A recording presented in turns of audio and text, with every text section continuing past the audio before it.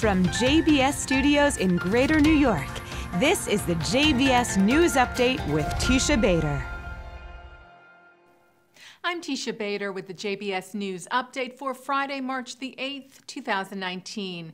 Red alert sirens sounded in southern Israel tonight, sending residents of the Eshkol Regional Council racing for bomb shelters and safe rooms. The Jerusalem Post reports that a rocket was fired from Gaza at the area. It landed in an open area and no damage or injury was caused. Earlier today, 3 clusters of explosive balloons were found in open fields in the same area, sent over the Gaza border fence into Israel. And 2 Palestinians were arrested after they breached the Gaza border fence today and crossed into Israeli territory. They were said to have been unarmed. Thousands of Palestinians took part in riots earlier today at a number of locations along the fence, throwing rocks and improvised explosive devices at Israeli soldiers who used tear gas and, in some cases, live fire when necessary. A prayer service held by Women of the Wall to mark their 30th anniversary turned into a disturbing confrontation. Members of the group that fight for equal rights to worship at the Western Wall in Jerusalem's Old City were met with, at times, violent harassment from several thousand ultra-Orthodox men and women protesters who came to the site to prevent the group from praying. Israel Broadcasting Corp Khan reported that members of Women of the Wall, as well as their supporters, were cursed at and shoved, some pushed to the ground, and some spat on. Police later accused the group of deliberately creating friction and provocation. A police spokesman told the Times of Israel that Women of the Wall supporters decided to hold a mixed-gender service behind the gender-segregated area at the Western Wall and ignored their request to pray in the area set aside for them in the women's section. However, Women of the Wall director Leslie Sachs said that was a brazen lie. The group said no such area was set aside for them and that police neglected their safety and abandoned them.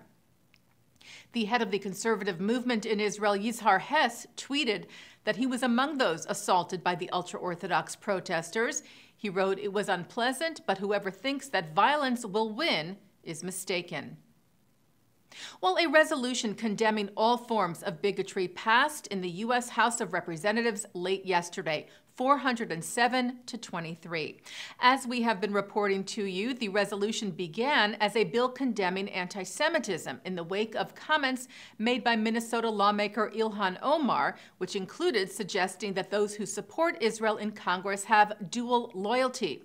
Omar was among the entire Democratic caucus who voted for the broadened resolution, which includes a strong condemnation of anti-Semitism in its text, including that it rejects the perpetuation of anti-Semitic stereotypes in the United States and around the world, including the pernicious myth of dual loyalty and foreign allegiance, especially in the context of support for the United States-Israel alliance.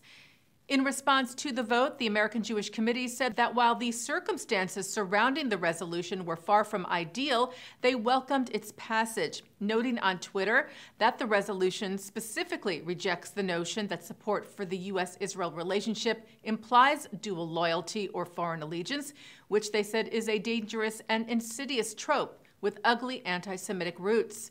The AJC added, "We are also pleased to see the House speak out against all forms of hate, with a special emphasis on anti-Muslim bigotry."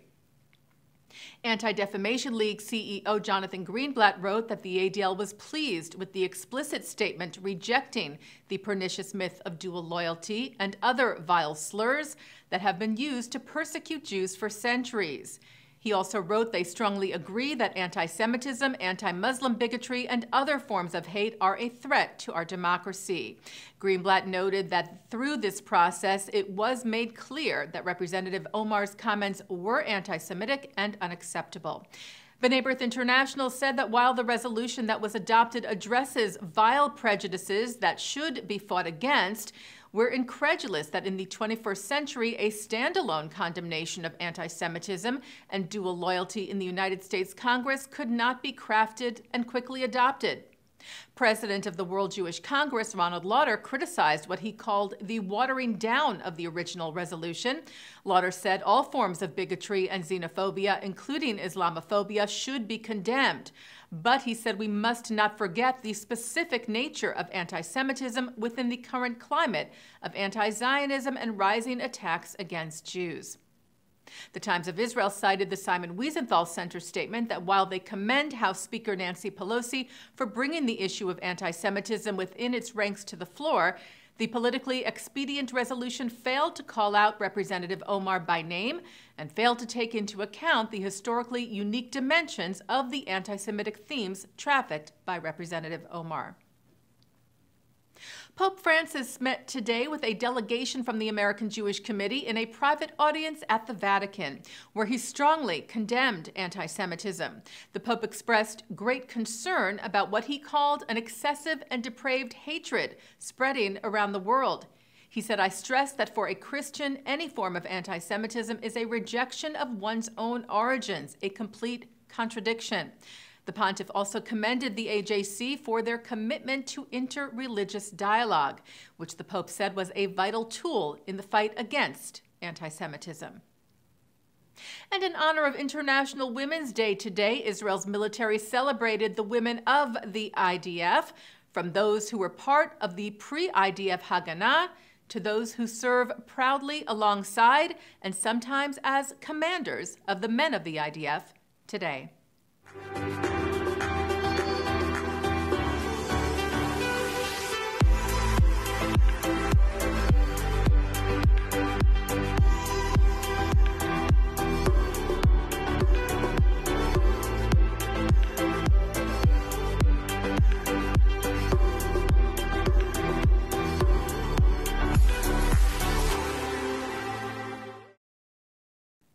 Taking a look now at our programming for tonight on JBS.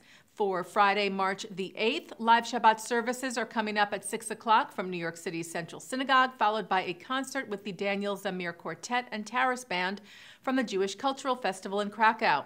At 8, we hear from celebrity chefs at the 92nd Street Y. At 9, it's the film Iranium. At 10, it's Kosher Movies, and 10:30, it's Musica with Israeli singer Inbal. And coming up right after this newscast tonight, a look at this week's Torah portion. And that's the JBS News Update for Friday, March the 8th, 2019. I'm Teisha Bader. Shabbat Shalom.